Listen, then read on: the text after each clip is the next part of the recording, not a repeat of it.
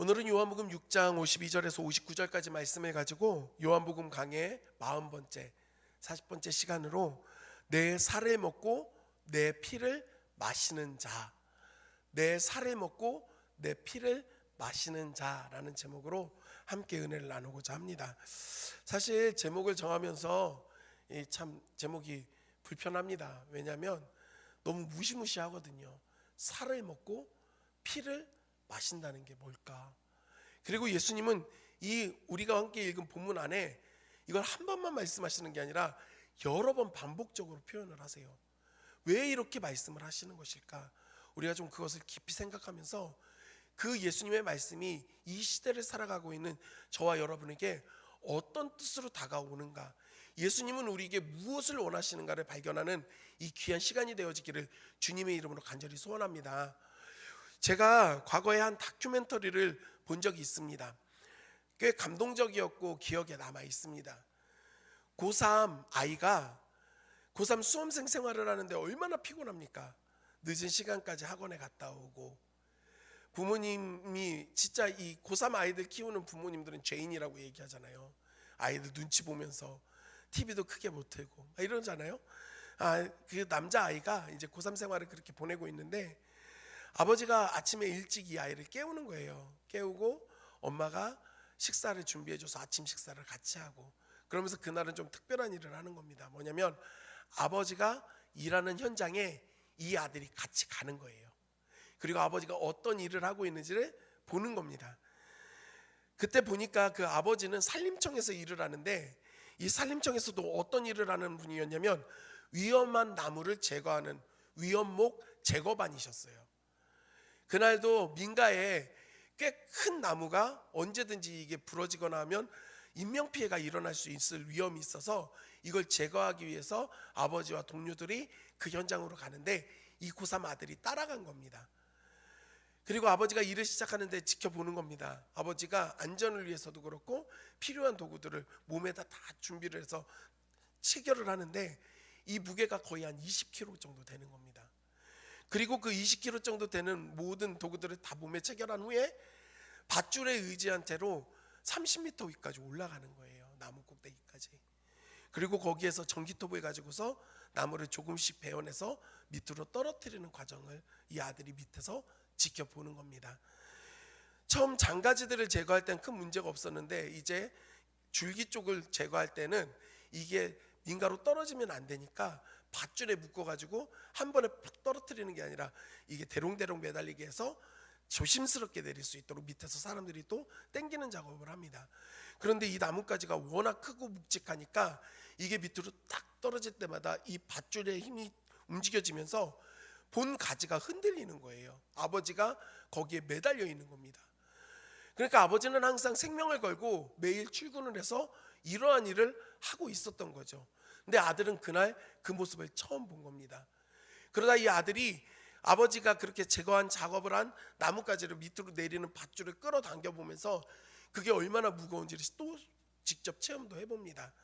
나중에 아이가 아버지에게 말합니다. 아버지가 너무 자랑스럽다고. 그리고 나중에는 또 영상편지에 아버지에게 사랑한다라고 이렇게 고백을 하는 그런 다큐멘터리의 내용이었습니다. 좀 마음에 감동도 되어지고 여러 가지 생각을 좀 해봤습니다. 이 아이는 아버지를 통해서 용돈을 받고 필요한 것들을 체험받을 때 너무나도 편안했습니다. 좋았습니다. 왜 감사한 마음 없었겠습니까? 아버지한테 고맙죠. 나에게 이렇게 용돈을 주고 쓸 수 있게 해주니까.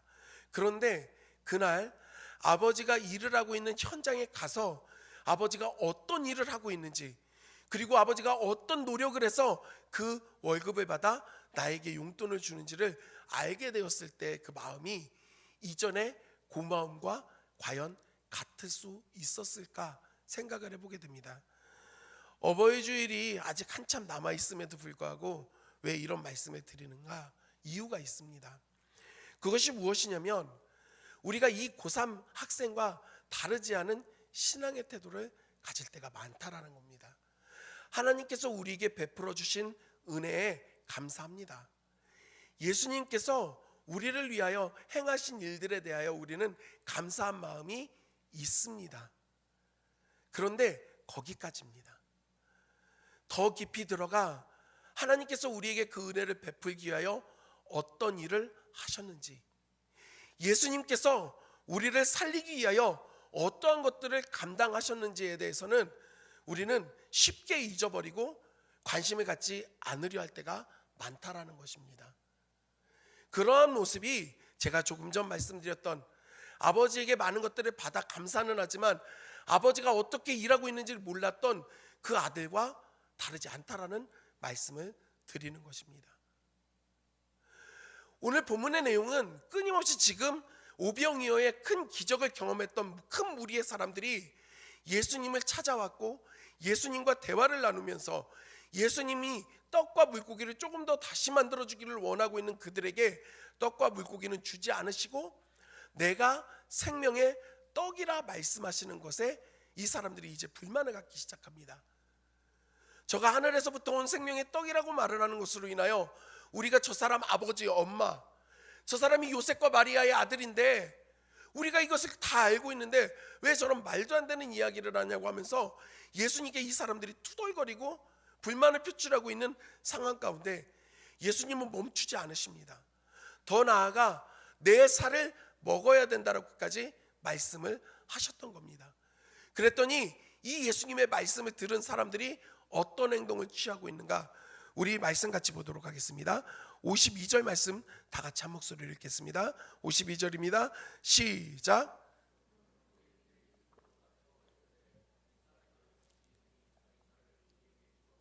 그대로 띄워주세요. 그러므로 유대인들이 서로 다투어 이르되 이 사람이 어찌 능히 자기 살을 우리에게 주어 먹게 하겠느냐. 예수님이 내 살을 먹어야 된다라는 말을 하니까요, 이제는 예수님께 대한 투덜거림에서 멈춘 게 아니라 서로 다투기 시작합니다. 여기 다투다라고 하는 이 다투어라고 하는 이 단어 헬라어 원어를 보면 마코마이라고 하는 헬라어인데요, 이 마코마이는 무슨 뜻이냐, 무기를 가지고 싸움을 한다라는 뜻이에요.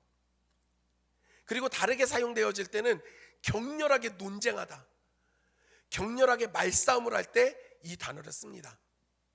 그러니까 이 현장에 있는 사람들이 무기를 갖고 전투를 한 건 아니었지만 서로 정말 치열하고 격렬하게 말싸움을 하기 시작한 겁니다.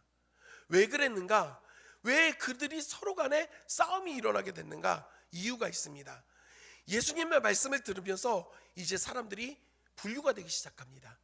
먼저는 예수님께서 하신 그 말씀이 진짜 살을 먹는 이야기가 아니라 하나님이 보내신 그 아들을 믿는 자가 구원을 얻는다라고 하는 그 복음이라는 것을 깨닫는 자들이 생깁니다.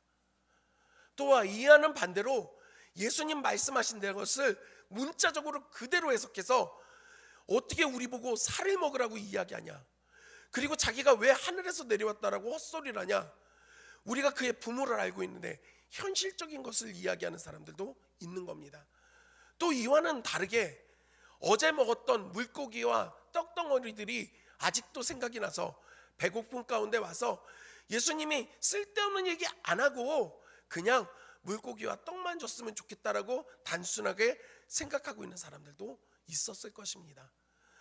각자 서로 다 다른 생각을 가지고 예수님 앞에 있다 보니 이들 안에서도 서로 간에 대화하면서 생각이 달라 다툼이 일어나기 시작한 겁니다. 예수님 말씀은 그게 아니야. 하나님이 보내신 그 아들 예수님을 믿어야 된다는 말이야. 웃기지 마. 살을 먹으라고 했다고. 살을 어떻게 먹냐고. 다들 조용히 해. 예수님 기분 나빠서 가면 어떡해. 떡이라도 물고기 줄 수 있게 잠깐만 기다려봐. 아무 말도 안 했으면 좋겠어. 이러한 다툼이 일어나고 있는 겁니다. 그리고 예수님은 그 모든 상황을 지켜보고 계세요. 그러면 사람들 안에서 이런 다툼이 일어난다라고 하면 응당 좀 다툼의 소지가 될 만한 것들을 치워주고 그것을 화해시키는 것들이 필요한데, 그리고 그 일을 할 수 있는 게 예수님이신데 예수님은 그렇게 하시지 않습니다. 우리 53절의 말씀 다 같이 읽겠습니다. 53절입니다. 시작.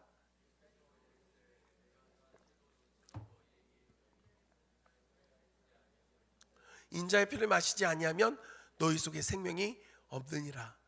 예수님이 말씀하십니다. 내가 진실로 진실로 아멘 아멘이라는 것으로 쓰여져 있거든요. 내가 진정으로 그러니까요 강조해서 말씀하시는 거예요. 내가 진실로 너희에게 이르노니 인자의 살을 먹지 않고 인자의 피를 마시지 않으면 영생을 얻을 수 없다라고 말씀을 하십니다. 사랑하는 성도 여러분, 지금 예수님이 자기 살을 먹어야 된다는 말 때문에 사람들이 다툼이 일어나는 상황 가운데 있었습니다. 그런데 예수님은 여기서 한 걸음 더 나가십니다.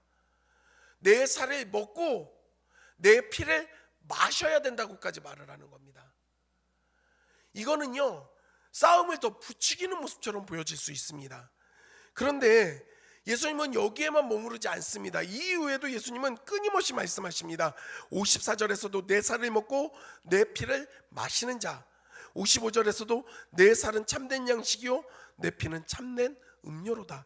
56절에서 내 살을 먹고 내 피를 마시는 자는 계속해서 3번이나 더 똑같은 표현을 반복해서 사용을 하십니다. 그럼 여기서 질문 드리고 싶은 게 있습니다. 예수님은 왜 이렇게 반복적으로 똑같은 표현을 하실까? 내 살을 먹고 내 피를 마셔야 된다라고 이야기를 하실까? 사랑하는 성도 여러분, 살을 먹는 것도 쉽게 받아들여지지 않지만 어쨌든 노력을 해서 거기까지는 좀 참을 수 있어서요. 근데 피를 마셔야 된다라는 이 말은 유대인 입장에서는 도저히 받아들일 수가 없는 말씀이었습니다. 유대인들의 그 사고와 율법적 전통을 따르면 피를 마신다라는 것은 용납할 수가 없는 일이었습니다.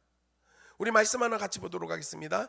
레위기 7장 26절과 27절 말씀 다 같이 한 목소리로 읽겠습니다. 시작. 너희가 사는 모든 곳에서 새나 짐승의 피나 무슨 피든지 먹지 말라. 무슨 피든지 먹는 사람이 있으면 그 사람은 다 자기 백성 중에서 끊어지리라. 하나님께서 명령하셨습니다. 피를 먹지 말라고. 실제로 제가 대학생이 돼서 20살이 돼서 저희 신학교 딱 처음 들어갔을 때 저랑 가장 친한 친구랑 같이 밥 먹으러 가면서 순대국밥 먹으러 가자고 했더니 살면서 한 번도 순대를 안 먹어봤다는 겁니다. 인생이 얼마나 불행합니까? 순대도 못 먹고 사는 인생. 왜 안 먹었나 그랬더니 교회 목사님께서 피로 만들어진 것은 먹으면 안 된다라고 해서 그렇게 먹지 않았다라고 이야기를 하더라고요. 그리고 돼지고기도 먹어본 적이 없다고 얘기를 했습니다. 잘 사는 친구였습니다. 그것도 부정해서 먹지 말라고 목사님이 이야기를 하시더라고요. 물론 극단적으로 하시는 분들이 요즘에도 간혹 있긴 하지만 저는 그걸 잘못했다고 말하고 싶지는 않습니다. 어찌되었던 간에 구약의 말씀을 보면 피를 먹지 말라고 한 게 하나님의 말씀이었습니다. 그리고 그것을 먹는 사람은 누구든지 끊어지게 될 것이다라고 경고까지 하셨습니다. 그런데 예수님은 지금 그 자리에 모여있는 사람들에게 내 피를 마셔야 된다라고 말씀을 하고 있는 겁니다. 이걸 사람들이 어떻게 받아들일 수 있겠습니까? 예수님은 왜 이런 말씀을 하셨을까요? 사랑하는 성도 여러분, 우리가 먼저 생각해야 될 게 있습니다. 피가 부정하기 때문에 피를 먹지 말라고 하신 게 아닙니다. 하나님은 피가 생명을 상징하기 때문에 먹지 말라고 하신 겁니다. 그래서 이 피가요 더러운 것이 아니라는 게 어디에서 증명되는가? 바로 제사를 드릴 때, 하나님 앞에 번제를 드리고 제사를 드릴 때, 특별히 속죄제를 드릴 때에는 이 피를 그 번제단 위에 뿔에 바르고 그 피를 바닥에 다 쏟아야 됐습니다. 받아서. 이런 과정들이 필요했습니다. 어찌되었던 간에 어떤 상황으로 이야기를 하고 생각을 해봐도 예수님이 피를 마셔야 된다라고 이해하는 말씀은 유대인들의 마음 가운데 큰 어려움을 주는 말이었다라는 데에는 변함이 없습니다. 그리고 이 말씀은 이 시대를 살아가고 있는 저와 여러분들에게도 결코 편하게 다가오진 않습니다. 살을 먹어야 된다라는 말과 피를 마셔야 된다라는 말이 너무나도 가볍게 여겨지는 사람들 누가 있겠습니까? 심지어 예수님의 살과 예수님의 피를 먹어야 된다라고 하는데 마음이 편한 사람은 없을 겁니다. 그리고 왜 이렇게까지 극단적인 표현을 예수님은 하고 있는가? 우리는 의아할 수밖에 없습니다. 그런 예수님은 반복적으로 이렇게 말씀을 하시는 이유가 무엇이었을까요? 유대인들이 서로 다투는 모습을 보며 잘한다 더 싸워라, 싸움을 부추기기 위하여 예수님이 이런 행동을 하셨을까요? 사람들이 많이 싸우면 좋으니까 싸움 구경하고 싶어서 예수님이 그러셨을까요? 예수님은 그런 마음이 아니셨습니다. 이 일을 통해서 예수님께서 분명하게 주시고자 하는 메시지가 있었다라는 사실입니다. 사랑하는 성도 여러분, 우리가 먼저 알아야 될 것이 있습니다.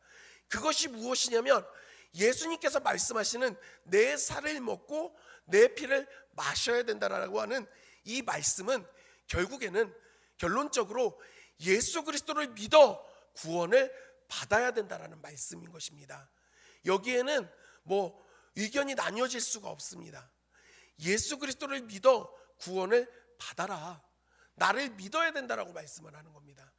그래서 우리는 예수 그리스도를 믿어 구원 받습니다. 이 자리에 계신 모든 분들 그리스도 예수를 믿어 구원 받으셨습니까? 받으셨습니까?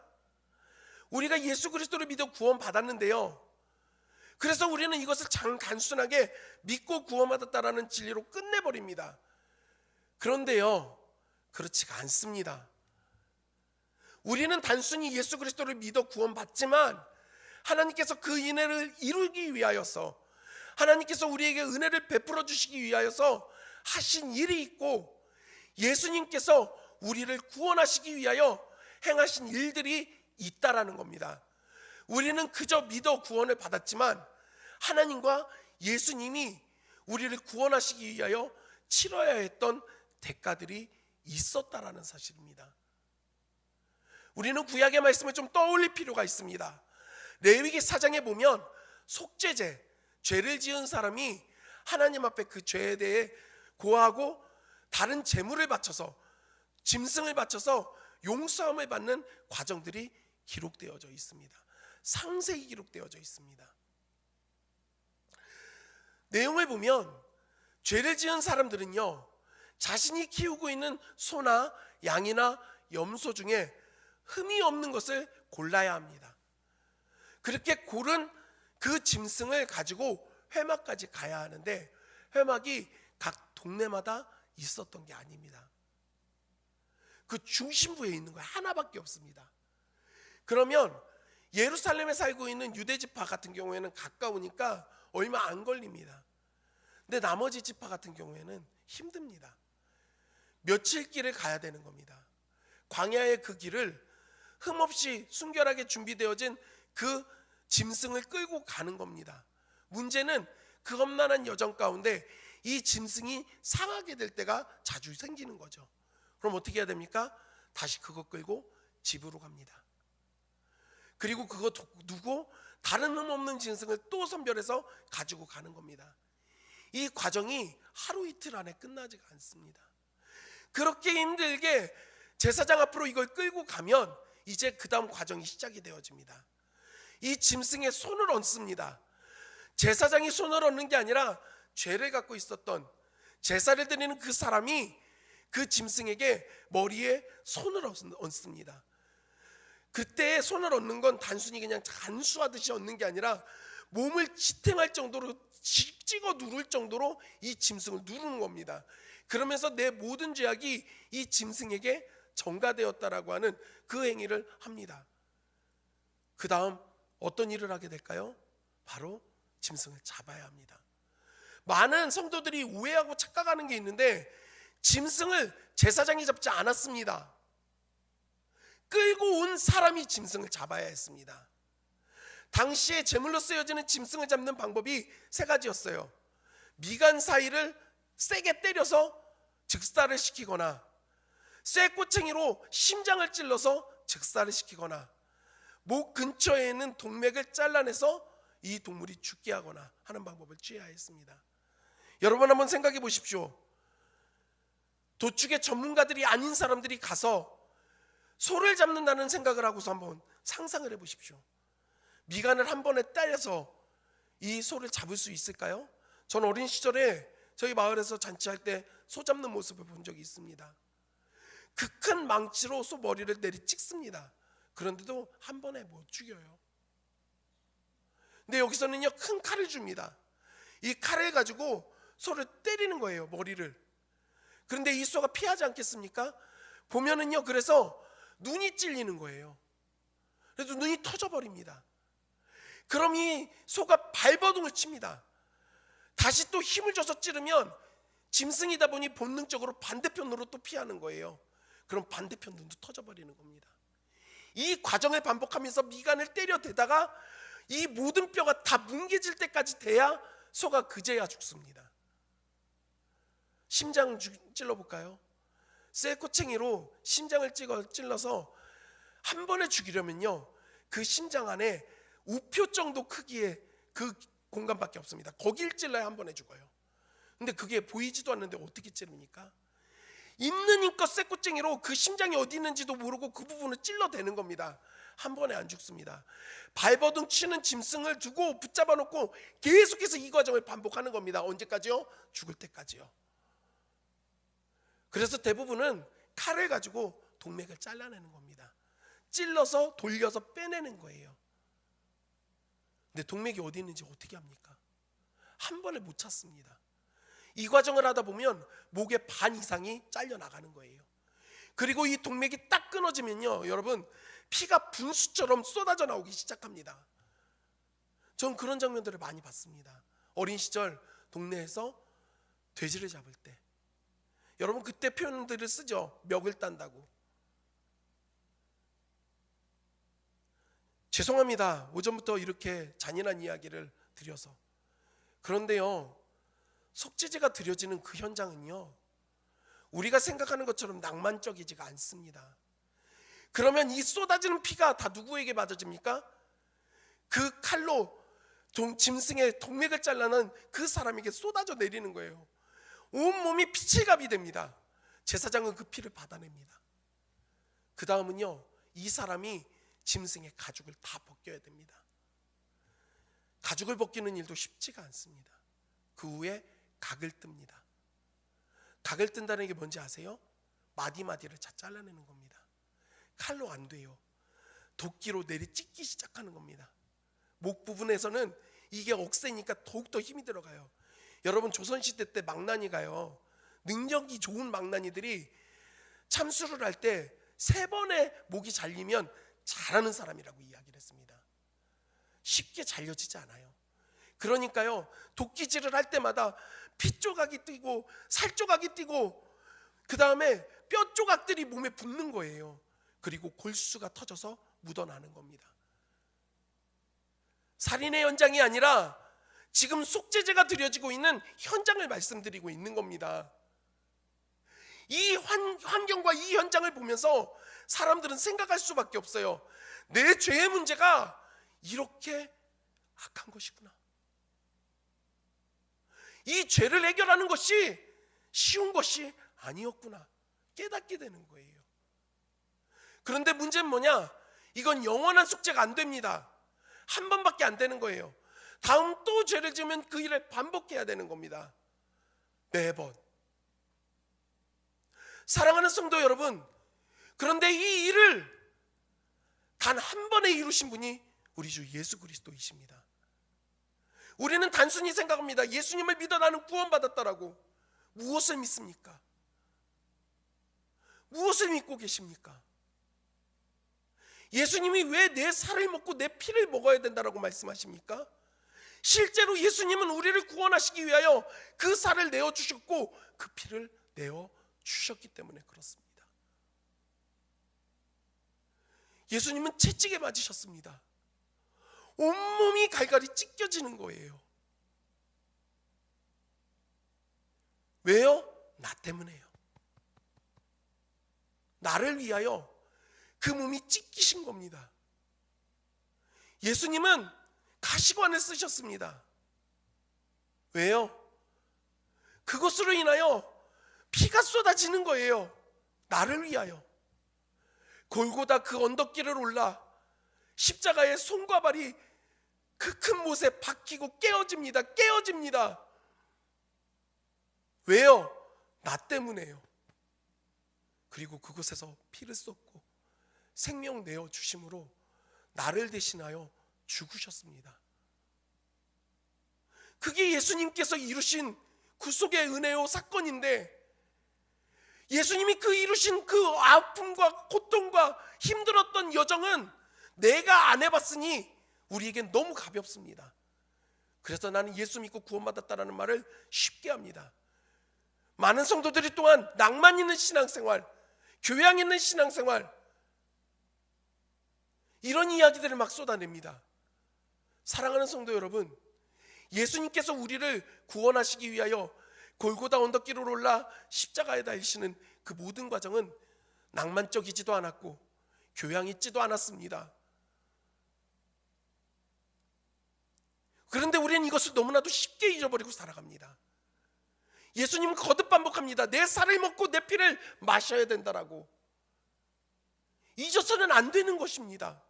제자들에게 최후의 만찬에서도 예수님은 그 포도주와 떡을 나누시면서 너희를 위하여 주는 나의 살이요 너희를 위하여 흘리는 나의 피라고 말씀하시면서 이것을 기념하라, 기억하라고 말씀하셨습니다. 행위를 기억하라는 게 아니라 우리가 어떻게 구원을 받았는지, 나를 살리기 위하여 예수님께서 어떤 일을 하셨는지를 잊지 말라고 말씀하시는 겁니다. 그리고 오늘 본문에서도 예수님은 이 표현을 7번이나 반복하시면서 우리로 하여금 깨닫게 하십니다. 사랑하는 성도 여러분, 우리는 믿어서 쉽게 구원받았지만 이 일을 이루기 위하여 하나님 아버지께서는 하나밖에 없는 그 아들 예수 그리스도를 이 땅에 보내시고 그 십자가의 길을 걸어가실 땐 철저히 침묵하시고 외면하셔야 했습니다. 하나님이신 예수님이 인간의 몸을 입고 이 땅에 오셔서 그 몸과 모든 것들이 깨어지고 찢겨지고 피를 쏟아 생명을 주셔서 우리를 살리신 것입니다. 우리가 그렇게 구원을 받은 사람들입니다. 그런데 어느 순간부터 신앙생활 참 쉽지 않습니까? 적당히 용돈을 받아 쓰고 적당히 하나님 허락하여 주시는 그런 축복만을 바라고 살고 있지는 않습니까? 맞아요, 감사하지요, 고맙지요. 근데 딱 거기까지 아닙니까?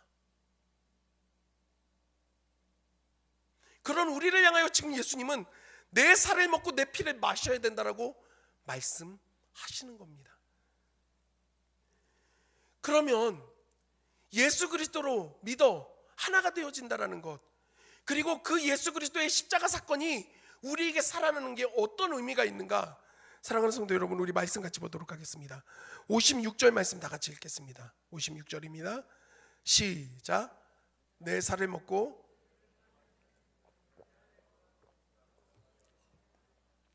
이것은 매우 중요한 말씀입니다. 내 살을 먹고 내 피를 마시는 자는 내 안에 거하고 나도 그의 안에 거하나니. 일치와 연합입니다. 하나됨을 말하는 겁니다. 원래 우리는 하나님과 원수되어서 분리되었고 하나님께 갈 수 없었던 존재들입니다. 그런데 예수님의 그 십자가 사건을 통해서 그 예수 그리스도를 믿음으로 말미암아 그 예수님이 우리 안에 들어오시고 우리가 그 예수 그리스도 안에 거할 수 있게 되었다라고 예수님은 말씀하십니다. 우리를 그리스도인이라고 말합니다. 왜 우리가 그리스도인입니까? 그리스도 예수와 함께하기 때문에 그리스도인인 겁니다. 그리고 이것이 이루어지기 위해서는 우리가 날마다 주님의 그 살과 피를 먹는 그 구속의 은혜에 대한 경험과 그 뜨거운 은혜가 살아나야 된다는 겁니다. 교회를 다닌다고 해서, 예배를 드린다고 해서, 성경을 읽는다고 해서, 은혜로운 말들을 많이 한다고 해서 이루어지는 것이 아닙니다. 그 예수님의 십자가가 내 안에 세워지고 예수님께서 나를 위하여 하신 그 일들이 날마다 기억되어져서 그 피를 마시고 그 살을 먹는 사람들에게 이것이 일어난다라는 사실입니다. 사랑하는 성도 여러분, 지금 어떤 신앙생활을 하고 계십니까? 전 이제 말씀을 좀 정리하려고 합니다. 우린 신앙생활 참 품격 있게 하고 싶어 합니다. 교양 있게 하고 싶어요. 적당히 선을 좀 지켰으면 좋겠습니다. 근데 감히 묻고 싶습니다. 예수님이 우리에게 적당한 선을 지켜서 사랑하셨습니까? 하나님이 우리를 적당한 선을 지키면서 사랑해 주셨습니까? 우리를 사랑하시되 그 아들을 아끼지 않고 보내실 만큼 사랑한다라는 거, 저도 자식을 키우는 입장에서요, 가늠이 되지 않습니다.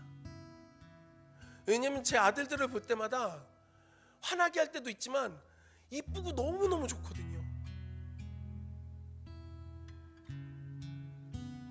하나님이라고 다르겠습니까?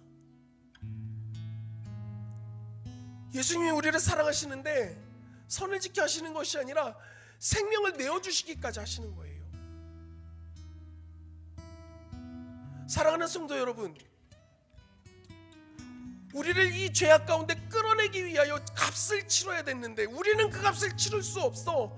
예수님이 자기 생명으로 몸이 찢기고 깨어지고 그 피를 흘려서 그 값으로 치러 우리를 살리셨는데, 그럼 우리는 어떤 삶을 살아야 될까요? 예수님과 일치되어지고 연합한 사람은 어떻게 살아야 될까요? 57절에 예수님은 이렇게 말씀하십니다.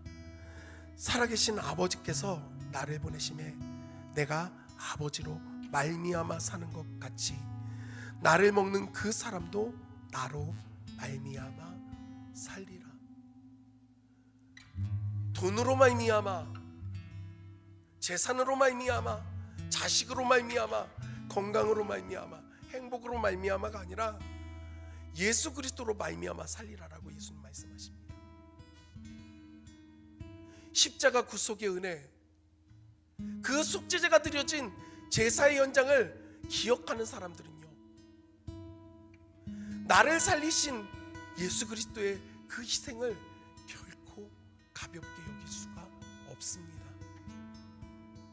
나를 살리신 하나님 아버지의 사랑을 가볍게 여길 수가 없습니다. 이 정도 줬으니까 감사하지, 고마워요, 이게 아니라는 겁니다. 나 같은 죄인을 살리신 그 주님의 은혜가 너무 큽니다. 나를 살리기 위하여 어떻게 예수님이 생명을 내어주십니까? 여러분, 누군가에게 끌려가서 붙잡혀서 죽는 게 아니라 제사의 과정을 생각하십시오. 죄인인 내가 찌르고, 죄인인 내가 때리고, 죄인인 내가 그 생명을 뺏고 있는 겁니다. 그런데도 예수님은 그 모든 과정을 묵묵히 가시는 거예요. 왜요? 그걸 해야지만 나를 살릴 수 있기 때문에. 그렇게 살아가는 사람들, 그 예수님을 아는 사람들은요, 어떤 다른 것들로 살지 않습니다. 예수로 말미암아 사는 거예요. 예수 그리스도로 말미암아 살게 된다라는 겁니다. 사랑하는 성도 여러분, 지금 주님께서 저와 여러분, 우리 수정교회 사랑하는 모든 성도들에게 동일하게 질문하고 계십니다. 말씀하고 계세요. 내 살을 먹고 내 피를 마셔야 한다라. 우리가 그것을 온전히 기억하고 그 예수 그리스도 십자가를 기억하며 믿고 연합하여 그 예수 그리스도로 말미암아 살아갈 수 있는 저와 여러분들이 되기를 주님의 이름으로 간절히 소원합니다.